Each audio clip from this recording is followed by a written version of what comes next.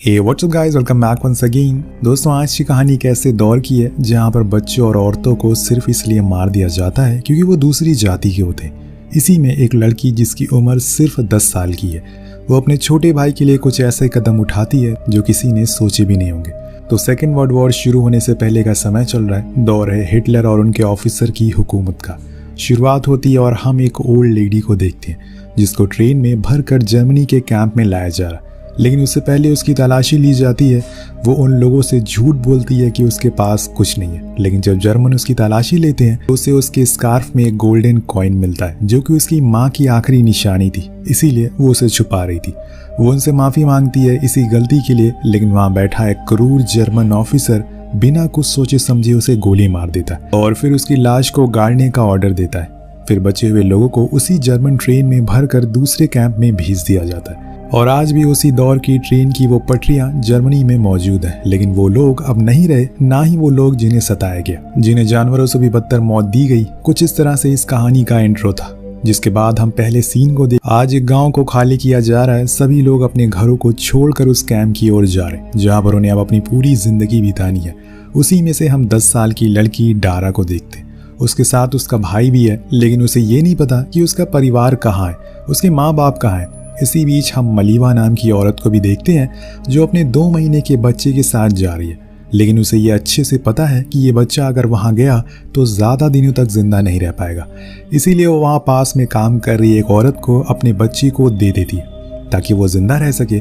उसके लिए ये समय बहुत ही दर्दनाक है, लेकिन अगर अपने बच्चे की जान बचानी है तो ये करना ही पड़ेगा। जिसके बाद उन सभी लोगों को यातना शिविर नाम के कैंप में ले जाया जाता है। हम आपको बता दें कि उस समय पर हिटलर जर्मनी के कई हिस्सों में ऐसे कैंप बना रखे थे ताकि वो लोगों को कैद करके रख सके। अब उन सभी के सामने कैंप का हेड आता और कहता है कि जो लोग थोड़े बीमार हैं या फिर उन्हें किसी भी तरह की तकलीफ है वो अलग हो जाए। अब थोड़े थोड़े करके वो लोग अलग होने लगते हैं और फिर जो बच जाते हैं उन्हें दोबारा से ट्रेन में बैठाया जाता है और मेन कैंप में ले जाया जाता है, जहाँ पर उनकी तरह लाखों लोग एक साथ कैदी बनकर रहते हैं बिना किसी कसूर के। दारा बाहर देखती है तो हैरान रह जाती है क्योंकि जैसे ही ट्रेन चलती है उन सभी बीमार लोगों को मार दिया जाता है। जिस ट्रेन में ये लोग जा रहे थे उसमें दारा का बड़ा और छोटा भाई भी था और ये लोग पूरे सफर भर बस प्रार्थना करते रहते हैं कि अपने और अपने साथियों की जिंदगी की अच्छी कामना के लिए।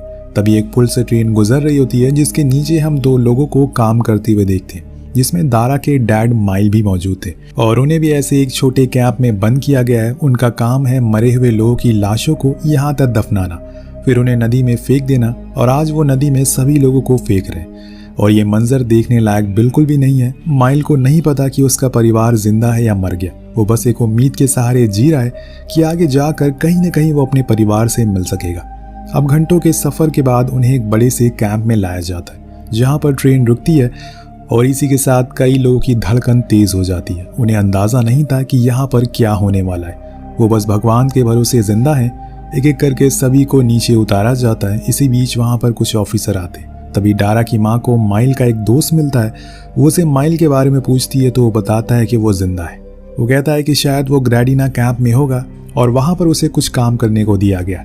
तभी वहाँ पर एक गार्ड आ जाता है और उसे धक्का मारकर लाइन में चलने के लिए कहता है, जिसके बाद सभी की तलाशी ली जाती है। यहाँ पर वही सीन आता है जो हमने कहानी की शुरुआत में देखा था।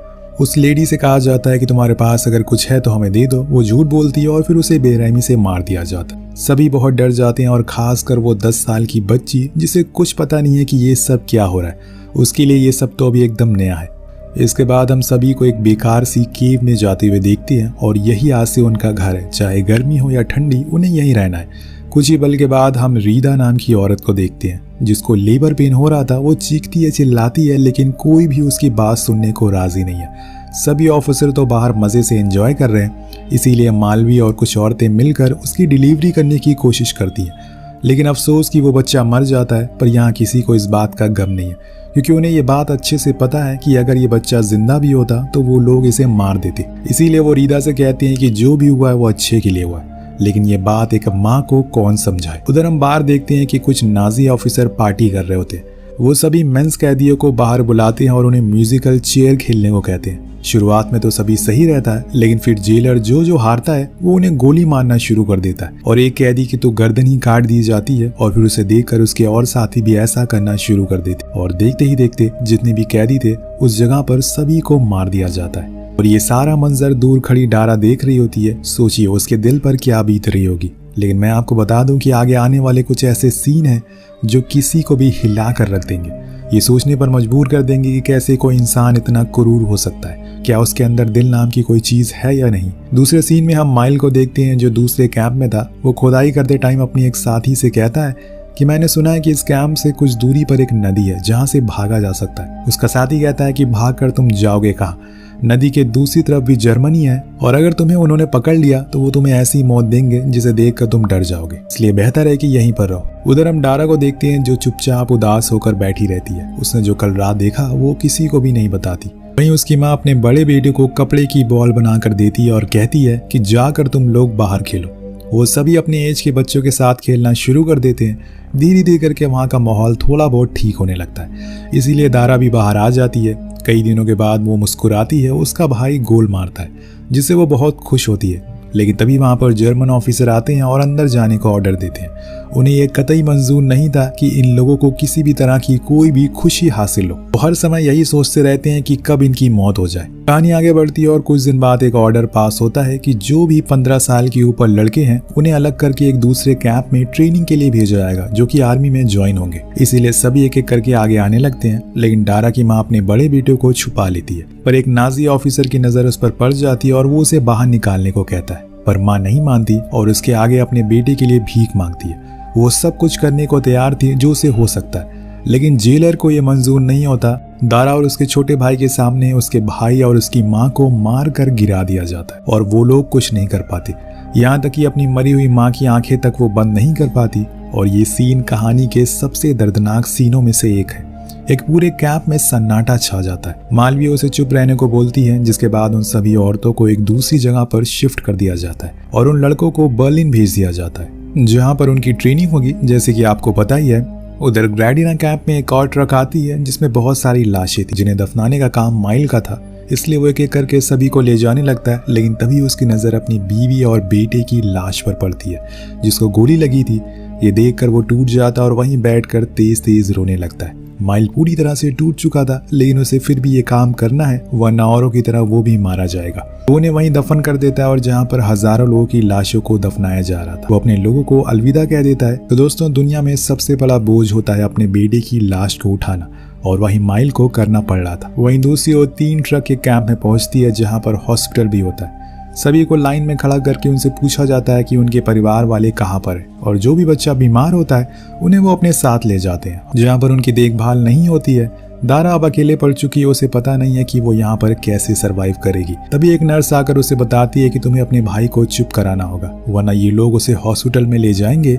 अब वो छोटी सी बच्ची कैसे भी अपने भाई को इन हालातों के बारे में बताए। वो अपनी हर वो कोशिश करती है जो वो कर सकती है, लेकिन तब तक उसका नंबर आ जाता है। वहाँ की नर्स उसे पूछती है कि क्या ये बीमार है, तो वो मना कर देती है। वो पूछती है कि फिर ये क्यों रो रही है, तो डारा कहती है कि इसने आज सुबह से कुछ नहीं खाया और इसके सामने ही इसके बड़े भाई और माँ को मार दिया गया है, जिस वजह से ये बहुत ज्यादा डर गया है। उन्हें उसकी बातों पर यकीन होता है। तभी पीछे वीरा नाम की लेडी आती है और कहती है कि वो दारा की चाची है और उसका ख्याल रखने आई है और इसीलिए उसे जाने दिया जाता है। लेकिन असल में वो एक दूसरे को नहीं जानते थे। लेकिन वो अंदर जाने के बाद दारा से कहती है कि अगर मुझे कुछ हो गया तो तुम्हें कैसे भी करके बच्चों का ख्याल रखना होगा, ये तुम्हारी जिम्मेदारी है। अब उन्हें घोड़ों के अस्तबल में रखा जाता है जहाँ पर दारा से मिलने के लिए वो नर्स वापस आती है और उसके भाई के बारे में पूछती है। वो उसका नाम बूदो बताता है। अब जाते हुए वो नर्स उसके भाई को कुछ खाने के लिए देती है और खुद का ख्याल रखने को भी कहती है। उधर ग्रैडिना कैंप में आज फिर से सभी को म्यूजिकल चेयर खेलने के लिए बुलाया जाता है, लेकिन माइल कैसे भी करके खुद को बचा लेता है और वहीं छुप जाता है क्योंकि उसे अच्छे से पता था कि जो भी गेम खेलने के लिए जाएगा वो जिंदा लौट कर नहीं आएगा। इधर डारा अपने भाई से बात करती है और उसे चुप कराने की कोशिश करती है, लेकिन वो रोता ही रहता है। इसीलिए उसके पास वो लेडी ऑफिसर आती है और नर्स से कहती है कि अगर ये आज रात तक चुप नहीं हुआ तो उसे एडमिट कर देना। जिसके बाद दारा बूदो को एक माँ की तरह ख्याल रखती है, उसे समझाती है कि उसे एक अच्छे बच्चे की तरह रहना है बिना किसी को तंग किए। अगले दिन सभी औरतों को काम करने के लिए भेज दिया जाता है, जहाँ पर मालवी देखती है कि वीरा एक कॉर्न चुरा रही है। वो उसे ऐसा करने से मना करती है क्योंकि अगर उन्हें पता चला तो वो उसे मार देंगे, लेकिन वो कहती है कि उसने ये बच्चों के लिए किया।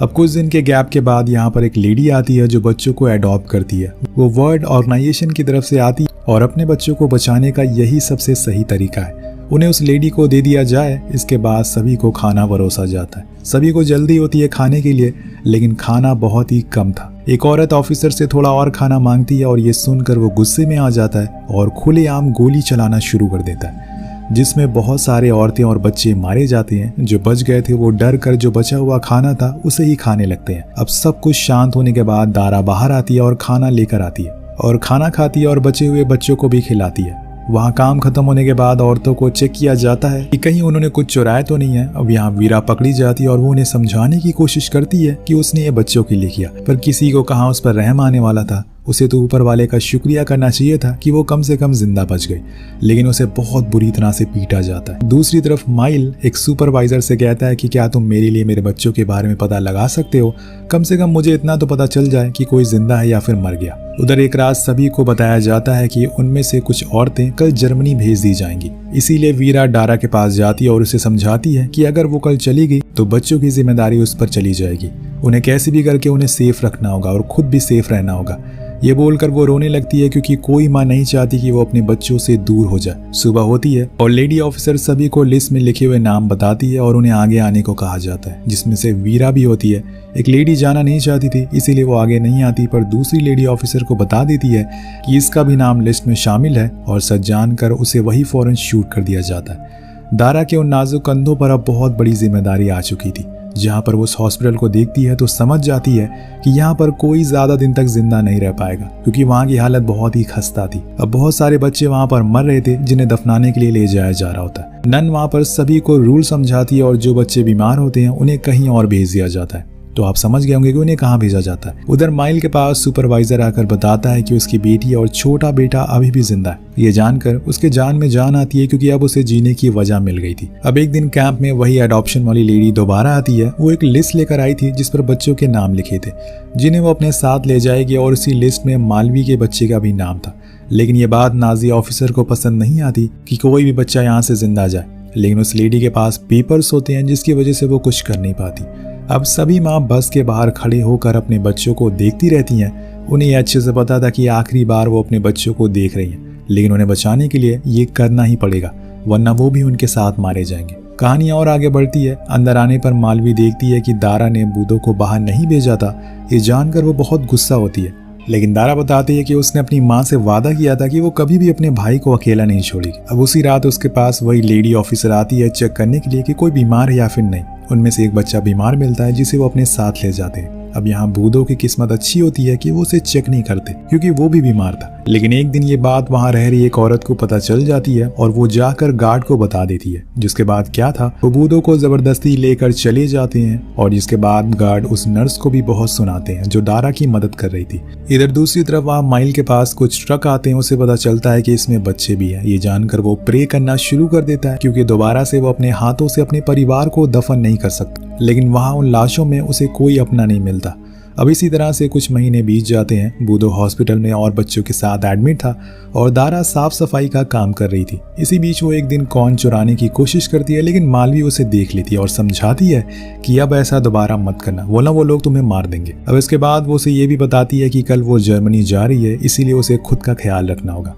अगले सीन में हम देखते हैं कि असल में ये झूठ था। जितने भी औरतों को ये बोला गया था कि उन्हें जर्मनी ले जाया जा रहा है, उन सभी को गैस चेंबर में डालकर मार दिया जाता है, जिसमें वीरा भी होती है और मालवी भी, और न जाने कितनी औरतें भी जिनके बच्चे यहाँ मौजूद थे। एक रात दारा बूदो को बहुत मिस करती है, इसीलिए वो चोरी छुपे हॉस्पिटल में उसे मिलने के लिए जाती है, लेकिन वहाँ उसे गार्ड देख लेते हैं और वापस जाने को कहते हैं। जब इस बारे में नर्स को पता चलता है तो वो उसे मिलने के लिए जाती है और उसे बताती है कि तुम कल सुबह हॉस्पिटल आना। जब गार्ड की ड्यूटी चेंज होती है, वो सुबह ही हॉस्पिटल पहुंच जाती है और फाइनली अपने भाई से मिलती है। उसकी हालत बहुत ही खराब थी, लेकिन तभी वहाँ एक गार्ड आ जाता है और उसे देख लेता है, लेकिन नर्स ये कहकर उसे बचा लेती है कि ये नर्स के काम को सीख रही है, और ऐसे ही वो कुछ दिन में अपने भाई से मिलने के लिए आती रहती है। लेकिन एक दिन वहाँ पर अचानक से कुछ लोग आते हैं जो कि वर्ल्ड ऑर्गेनाइजेशन की तरफ से थे। इसीलिए जेलर सभी को अच्छे कपड़े देता है और फिर उनके साथ अच्छी वीडियोस बनाता है। असल में वो दुनिया को दिखाना चाहता था कि वो लोग उन बच्चों के साथ कुछ बुरा नहीं कर रहे। लेकिन इसी में 2 बच्चों का बिहेवियर उन्हें अच्छा नहीं लगता, जिन्हें वो साइड में ले जाकर गोली मार देते। और ये वीरा के दोनों बच्चे थे जिसे गैस चेंबर में मार दिया गया था। मतलब किसी इंसान की जान की कोई भी कीमत नहीं है यहाँ पर। अब रात में जब दारा बूदो से मिलने जाती है तो तभी वहाँ पर जेलर आता है। वो देखता है कि बहुत सारे बच्चे बीमार हैं, इसीलिए उन्हें बेसमेंट में ले जाने का ऑर्डर देता है। और जब इस बारे में नर्स को पता चलता है तो वो बूदो और दारा को वहां से भगा देती है। अब जो भी बच्चे थे उन्हें बेसमेंट में ले जाया जाता है और गैस छोड़कर गेट को बंद कर दिया जाता है, जिन्हें लिखते हुए हाथ कांपने लग जाए। अगर आप देख लेंगे तो सोचिए क्या होगा। वो बच्चे उस जेलर की आंखों को देखते हैं, अपनी जान की भीख मांगते हैं, लेकिन उसे जरा भी तरस नहीं आता। अगले दिन वहां पे अडॉप्शन बस आती है जिसमें बच्चों को बैठाया जाता है। इस बारी भी बूदो और दारा का नाम नहीं आता, लेकिन नर्स आकर उन्हें कहती है कि तुम्हें अपने भाई को जाने देना होगा वरना वो लोग उसे मार देंगे। दारा अपना वादा यहाँ तोड़ देती है और नर्स कल जिन बच्चों को मार दिया गया था उन्हीं में से एक बच्चे का नाम लिस्ट में था और वो बच्चा लड़की थी, इसलिए वो बूदो को लड़कियों वाले कपड़े पहनकर बाहर लाती है और लेडी से कहती है कि इसका भी नाम लिस्ट में है और इसीलिए बूदो को बस में बैठा लिया जाता है। लेकिन वो बच्चा अपनी बहन को देखकर रोना शुरू कर देता है और ये चीज दारा से देखी नहीं जाती है। वो सारी बेड़ियों को तोड़कर भागना शुरू कर देती है। वो लेडी ऑफिसर उसे देख लेती है और शूट करने की कोशिश करती है, लेकिन तभी वो नर्स उसके हाथ को ऊपर कर देती है और गोली मिस हो जाती है। अब गुस्से में आकर वो ऑफिसर वो नर्स को ही गोली मार देती है। लेकिन तब तक दारा उस बस में चढ़ गई थी और वो जाकर उस एडॉप्शन लेडी को सब सच बता देती है, लेकिन वो उसे कुछ कहती नहीं है और बस को चलाने का ऑर्डर देती है। वो लेडी ऑफिसर उस नर्स की हरकत से बहुत ही गुस्सा होती है, लेकिन उसकी वजह से आज दारा की जान बच गई और उसने खुद की जान गंवा कर ये काम किया। उधर माइल ने भी फैसला कर लिया है कि वो काम के समय झाड़ियों से भाग जाएगा और इसमें उसका साथ उसका दोस्त देता है। वो भी साथ में भागता है और जब ऑफिसर उसे मारते हैं तो माइल छुप कर वहां से भाग जाता है, पर गार्ड उसे देख लेते हैं लेकिन कुछ कर नहीं पाते। वो भागकर नदी के पास जाता है और उस पर गोलियां चलाते हैं, लेकिन तब तक वो भाग चुका था और वो दूसरे किनारे पर पहुंच जाता है। और उस नदी के ऊपर बने पुल पे हम उसी बस को गुजरते हुए देखते हैं जिसमें उसके दोनों बच्चे मौजूद थे। यहाँ माइल एक क्रॉस को हाथ में लेता है और प्रे करता है कि उसके बच्चे जहाँ भी जाएं सेफ रहें, महफूज रहें। और ये सच्ची कहानी इसी दृश्य के साथ खत्म हो जाती है। कहानी आपको कैसी लगी नीचे कमेंट करके जरूर बताएगा। मिलते हैं अगली वीडियो में। Peace out.